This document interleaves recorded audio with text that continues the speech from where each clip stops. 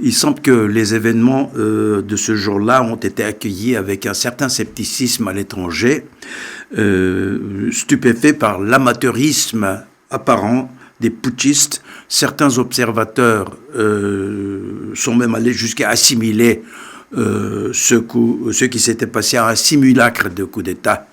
Et il en va de même pour certains Turcs. Pourquoi ?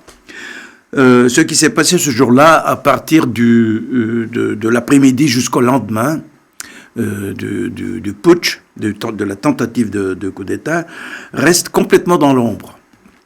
Le Parti de la justice et du développement refuse obstinément toutes les motions parlementaires de l'opposition visant à élucider le déroulement de ces 2 jours. Le parti du pouvoir tente ainsi, apparemment, à tout prix, d'éviter la transparence concernant cette tentative. Le pouvoir a saisi par la suite l'opportunité pour déclarer l'état d'urgence et il s'est livré à une sorte de chasse aux sorcières.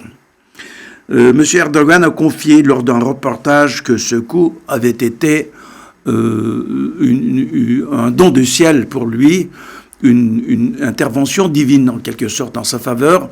Cela montre à quel point il est content de ce qui se passe après ce coup d'État pour lui et son parti. D'ailleurs maintenant, il ne sauve pas un mot sur le système présidentiel dont il avait souhaité l'adoption, parce qu'il peut faire à sa guise, il peut gouverner tout seul à la tête de l'État à coup de décret. Cette occasion, il ne l'aurait pas trouvée, même si il avait été président au sein d'un système présidentiel. Alors il faut plutôt, disons, raconter ce qui s'est passé après le coup d'État. Après le coup d'État, comme je vous ai dit tout à l'heure, M. Erdogan a profité pour gouverner tout seul. Il gouverne le pays à coup de décret. Le Parlement est court-circuité. Il n'existe pratiquement plus. Il est là physiquement, mais il n'a plus rien à faire, il n'a plus de décision à adopter pratiquement. Et par décret, le pouvoir change la structure institutionnelle de l'État. Et cela de fond en comble. Comment il peut se le permettre ? Normalement, c'est anticonstitutionnel. Ce fait est souligné constamment par l'opposition. Mais parce que, justement, il ne faut pas oublier, l'état d'urgence, c'est un état d'urgence. C'est un état qui est prévu pour des cas d'urgence, pour permettre au gouvernement d'adopter des mesures de toute urgence dans des cas qui la nécessitent. Mais là, il change, il restructure l'État d'une manière durable, ce qui ne doit pas être permis constitutionnellement. Mais, comme je vous ai dit tout à l'heure, ils font abstraction de l'état de droit pour le moment. Alors,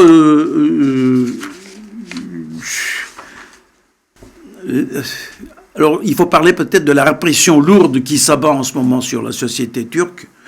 On peut en lire tous les jours les exemples dans la presse.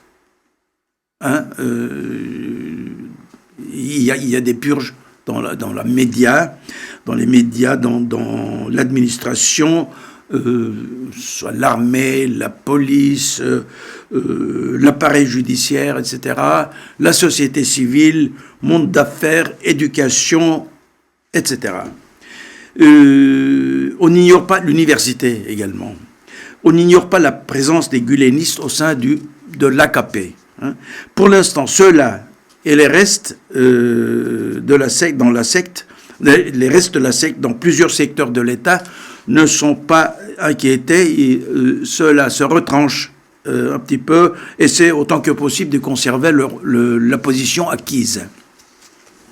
le pouvoir préfère ne pas mettre sur le tapis les relations, comment dirais-je, Gulen-AKP. En ce qui concerne les autres secteurs de la société, c'est la répression sourde.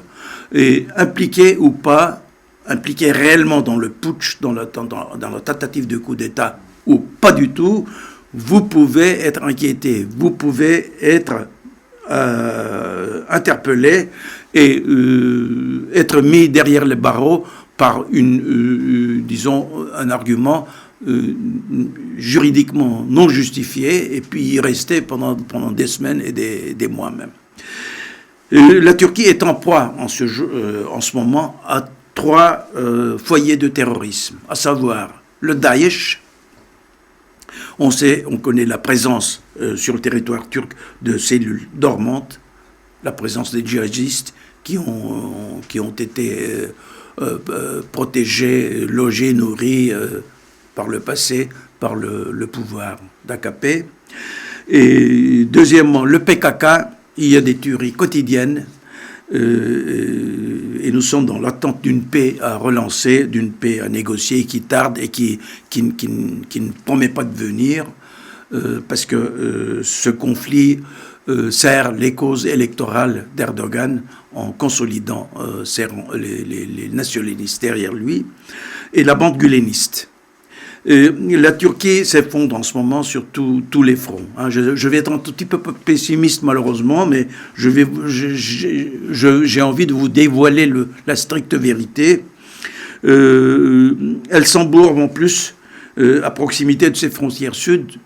On sait qu'il est difficile de sortir une fois entré, il est difficile de sortir du Moyen-Orient. Aucune armée n'a réussi pleinement à court terme. Nous assistons en ce moment au spectacle désolant d'une fuite en avant pour la Turquie. C'est maintenant, ça il faut faire attention, c'est maintenant dans ce cadre que le pouvoir, qui a toujours préféré la polarisation comme mode de politique interne, réclame l'unité nationale. C'est étonnant, dit-on, mais non. Pourquoi? Parce que là, il en a besoin.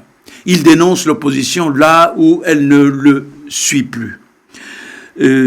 En réalité, il tente de faire partager les responsabilités de la ligne politique qui a mené le pays à la ruine.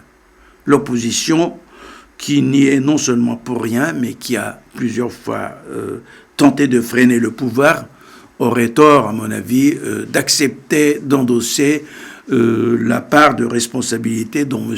Erdogan a envie de la charger. M. Erdogan est en ce moment plus seul que jamais sur le plan international. Et certes, il s'est lié avec...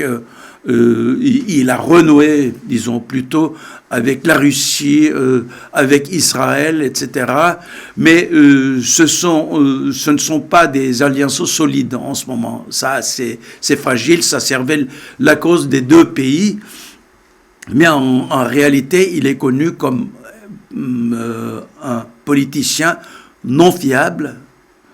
Et il est seul, il est plus seul que jamais sur la scène internationale. Alors il renforce encore sa solitude lorsqu'il s'en prend aux Américains, à l'Union européenne, donc aux alliés. Et ceci, c'est pour renforcer, c'est pour consolider les nationalistes de Turquie. Et alors, il renforce encore sa solitude en faisant ceci. Et le mépris qui l'entoure grandit de jour en jour. Il reflète l'image caricaturale, enfin je dis en exagérant un petit peu, qu'avait Saddam en son époque. Saddam était détesté par le reste du monde, mais entraînait dans son sillage son pays. Parce que le pays tout entier soutenait Saddam. Alors, il faut éviter, pour éviter à la Turquie la situation d'Irak, j'appelais ça irakisation de la Turquie, alors il faudra il faudra ne pas suivre, pour l'opposition en tout cas, il faudra ne pas suivre Erdogan, au contraire s'opposer à ce qu'il fait, afin de montrer à l'étranger, au monde entier, qu'une Turquie sans Erdogan est possible. La Turquie tout entière ne suit pas Erdogan, ne s'unit pas derrière Erdogan, qui s'en prend à tout le monde, qui est un politicien, un chef non fiable et imprévisible. Alors, c'est ça, disons, le devoir de l'opposition, qui, à un moment donné, tout de suite après la tentative du putsch, avait tenté de s'unir au régime, à Erdogan, avait participé aux meetings organisés par ce parti, etc. Alors,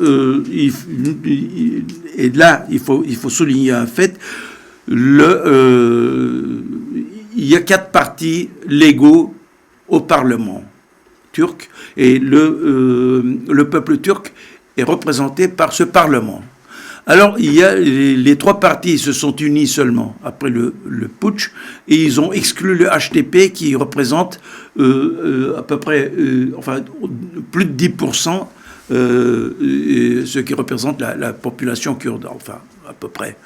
Et donc là, à mon avis, l'opposition turque, le parti principal de l'opposition turque, c'est-à-dire le parti social-démocrate, le CHP, devait et doit poser comme condition la participation du HDP disons, aux réunions où sont invités tous les partis légaux du Parlement. Voilà ce qui se passe en ce moment. Mais il faut surtout souligner le fait qu'il y a une répression qui s'abat absolument sur tous les secteurs, et ils prennent n'importe qui. Vous pouvez être impliqué ou pas, et ils profitent de l'occasion pour purger les opposants, les restes des kémalistes, etc., etc. Voilà.